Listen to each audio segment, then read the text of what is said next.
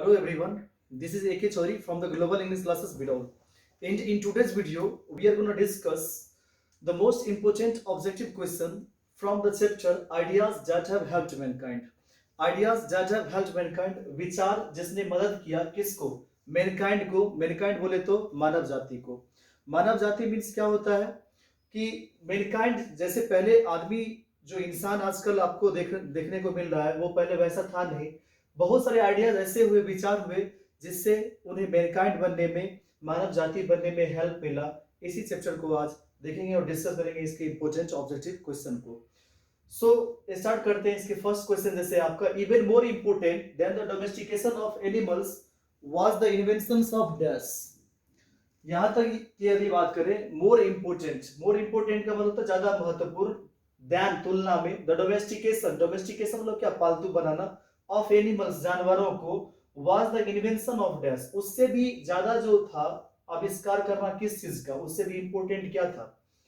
Option A fire, B socialism, C agriculture या D art of writing. तो सही जवाब क्या होगा आपका? Option C agriculture. मतलब जानवरों को पालतू का डोमेस्टिकेशन करना, पालतू बनाने की तुलना में ज्यादा इंपॉर्टेंट क्या था? एग्रीकल्चर करना. इन्वेंशन, एग्रीकल्चर का जो इन्वेंशन हुआ, खेती बाड़ी की जो इन्वेंशन हुई, आविष्कार हुई, वो चीज. सेकेंड क्वेश्चन है आपका, an ancient Hebrew deity to whom children were offered as sacrifices. An ancient Hebrew deity एक देवी थी जिसे चिल्ड्रेन को ऑफर किया जाता था सेक्रीफाइस के रूप में, बलिदान के रूप में. उस देवी का नाम क्या था? चारों ऑप्शन आपके सामने है. The correct answer will be option D, मलाउक होगा. मलाउक एक ऐसी देवी थी, ऐसा माना जाता था उस टाइम पे कि अनाज तब तक नहीं उपजेगा जब तक उस देवी को बच्चे की बलिदान ना दे दिया जाए, तब तक आपको अनाज उपजने वाला नहीं था. उस टाइम पे ऐसा सुपरस्टिशन था, भ्रम था. क्वेश्चन थर्ड है, our attitude towards those outside the herd is very dash. हमारी जो रवैया होती है ना किसके प्रति? दोज आउटसाइड द हर्ड, जो हमारे झुंड के बाहर के लोग होते हैं, उसके प्रति हमारी रवैया कैसी होती है? Is very dash, propitious, ferocious, friendly या हम्बल.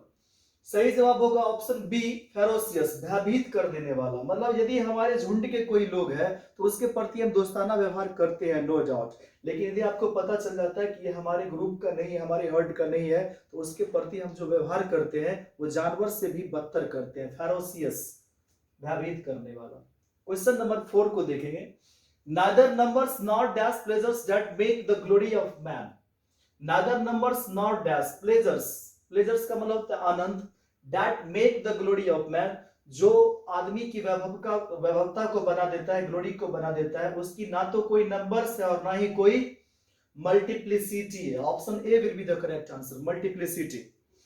क्वेश्चन नंबर 5 है, आर्ट ऑफ राइटिंग, लिखने की कला, वाज इंडीड, वास्तव में था, अ डैश ऑफ हिस्ट्री, इतिहास के लिए क्या था? Prerequisite.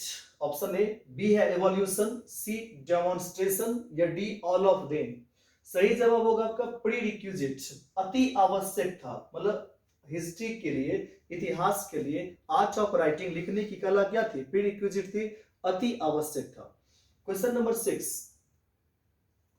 the most indubitable respect in which ideas have helped mankind is dash. The most indubitable, सबसे जो निसंदेह रेस्पेक्ट पहलू है, इन विच जिसमें आइडियाज हैव हेल्प्ड मैनकाइंड, विचार मदद किया है किसको? मानव जाति को, इज डैश. ऑप्शन ए है growth, B curving, C fire या डी नंबर्स.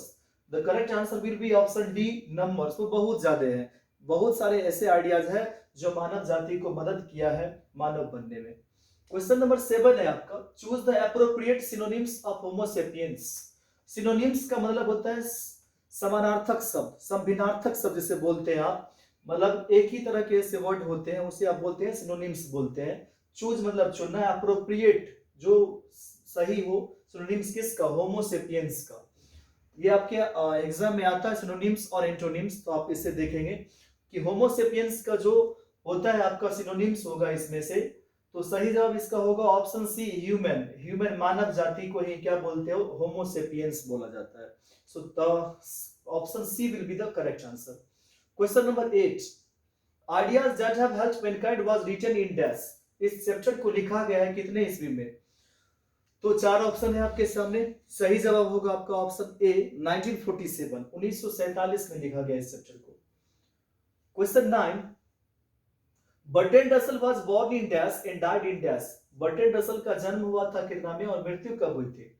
आप याद रखेंगे किसी भी राइटर के बारे में कि वो कहां से बिलोंग्स करते हैं, उनका जन्म कब हुआ और उनकी मृत्यु कब हुई। सो सही जवाब इसका होगा ऑप्शन बी 1872 टू 1970, मतलब 1872 में इनकी जन्म हुई थी और 1970 में इनकी मृत्यु हो गई। So the option B will be the correct answer. Question number 10 है आपका, Bertrand Russell was an dash philosopher, historian, mathematician and social reformer. ये सारी बातों को आप याद रखेंगे, आपके एग्जाम में पूछ सकता है। क्या सब थे? बर्ट्रैंड रसल फिलोसोफर थे, हिस्टोरियन थे, मैथमेटिशियन थे एंड सोशल रिफॉर्मर, समाज सुधारक भी थे, रिफॉर्मर। सो कहां के ये थे? ब्रिटिश, अमेरिकन, इजिप्टियन या इंडियन? सही जवाब क्या होगा आपका ऑप्शन ए ब्रिटिश, ये ब्रिटिश के थे। Option A will be the correct answer. Question number 11, Bertrand Russell was awarded होगा यहाँ पे, Bertrand Russell was awarded, ED लगेगा इसमें, was awarded with dash prize in 1950। Bertrand Russell को अवार्ड दिया गया था 1950 में, 1950 में कौन सी प्राइज दिया गया था? नोबेल प्राइज, विक्टोरियन प्राइज या सी बोथ या डी नन? सही जवाब क्या होगा आपका ऑप्शन ए नोबेल प्राइज, इन्हें नोबेल प्राइज दिया गया था। यहाँ से प्राइज को एलिमिनेट कर देंगे क्योंकि सारे ऑप्शन में प्राइज लगा हुआ है। नोबेल प्राइज इन्हें दिया गया था बर्ट्रैंड रसल को 1950 में। Question number 12, Bertrand Russell voice carried great dash. Bertrand Russell की आवाज जो है ना वो कैसी गूंजती है? मॉरल अथॉरिटी के लिए, ह्यूमैनिटी अथॉरिटी के लिए, सी बोथ या डी नन? सही जवाब होगा आपका ऑप्शन ए मॉरल अथॉरिटी के लिए, नैतिक जो अधिकार होता है, अथॉरिटी होता है उस चीज के लिए। So option A will be the correct answer. Question number 13, Bertrand Russell was a philosopher dash. Bertrand Russell एक फिलोसोफर थे और क्या थे? हिस्टोरियन, कमेंटेटर, बोथ या नन? सही जवाब होगा ऑप्शन सी बोथ, हिस्टोरियन भी थे, इतिहासकार भी थे और कमेंटेटर, आलोचक भी थे। So C will be the correct answer, option C. Question number 14, dash was also a commentator on a large variety of topics। इनमें से कौन ऐसे हैं जो कमेंटेटर भी थे on a large variety of topics, कई सारे विभिन्न टॉपिक्स पर वो कमेंटेटर थे। तो सही जवाब क्या होगा आपका option A Bertrand Russell. Bertrand Russell एक कमेंटेटर भी थे on large variety of topics. Question number 15 number question आपका, in dash the last step was never taken. कौन सा ऐसा देश है जिसमें अंतिम चरण जो है, last step, was never taken, वो अभी तक कभी भी लिया ही नहीं गया। was never taken, कभी नहीं लिया गया। अमेरिका, चाइना, बोथ या नन? सही जवाब होगा आपका ऑप्शन बी चाइना। चाइना में अंतिम स्टेप, लास्ट स्टेप अभी तक नहीं लिया गया है। वहां पे इंग्लिश अल्फाबेट जो होती है वहां पे अभी तक प्रचलन में नहीं है, तो कभी लिया ही नहीं गया। Question number 16, civilization taught us, सभ्यता सिखाती हम लोगों को क्या चीज सिखाती? To be more friendly towards others, दोस्ताना होना, ज्यादा दोस्ताना होना टुवर्ड्स अदर्स, दूसरों के प्रति। टू बी अनलॉफुल या टू बी क्रूएल या डी नन? सही जवाब होगा आपका option A to be more friendly towards others. Civilization taught us to be more friendly towards others, दूसरों के प्रति फ्रेंडली होना सिखाता है सभ्यता हम लोगों को। Question number 17, dash was used only for cooking. किसका प्रयोग केवल कुकिंग के लिए किया जाता था? ऑप्शन ए है वाटर, बी फायर, सी बोथ या डी नन? सही जवाब होगा आपका ऑप्शन बी फायर। फायर का प्रयोग पहले केवल और केवल खाना पकाने के लिए ही किया जाता था। पहले ये होता था कि कच्चे मांस ही खा जाते थे लोग, लेकिन बाद में ऐसा हुआ जैसा आपके चैप्टर में था कि एक बच्चे ने मांस के टुकड़ों को गलती से लेकर क्या किया, आग में फेंक दिया। पहले तो उसे डांट पड़ी, लेकिन जब उसे निकाल कर उन लोगों ने खाया तो उसे और भी टेस्टी लगा, और वहीं से कुकिंग का जो हिस्ट्री था वहीं से स्टार्ट हो गया। सो देखते हैं क्वेश्चन नंबर 18 को। Dash played a vital role in human development. Vital role मतलब महत्वपूर्ण अदा, प्लेड निभाया, इन ह्यूमन डेवलपमेंट मानवीय विकास में कौन सी ऐसी चीज है जो महत्वपूर्ण रोल को अदा किया? ऑप्शन ए है लैंग्वेज, बी वेट, सी राइस या डी नन? सही जवाब क्या होगा आपका? Option A, language.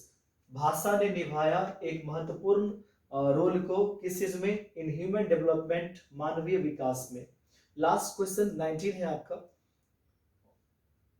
The two broad categories of ideas that have helped mankind are dash। जो दो बहुत बड़े कैटेगरीज है, श्रेणी है ऑफ आइडियाज, विचारों की, that have helped mankind, जिन्होंने क्या किया? मदद किया है मानव जाति को, वो क्या है? To contribute the knowledge, knowledge का योगदान दे करके, to contribute the technique, technique का योगदान करके, सी बोथ या डी नन, यहाँ पे बोल्ड करा ही है तो ऑप्शन सी होगा इसका सही आंसर। दो ऐसे चीजें हैं, contribute the knowledge and contribute the technique, ये दोनों चीज मिल करके बहुत ज्यादा मदद किया है किस चीज को? मानव जाति को। सो मिलते हैं नेक्स्ट वीडियो में। Thank you very much for watching this video.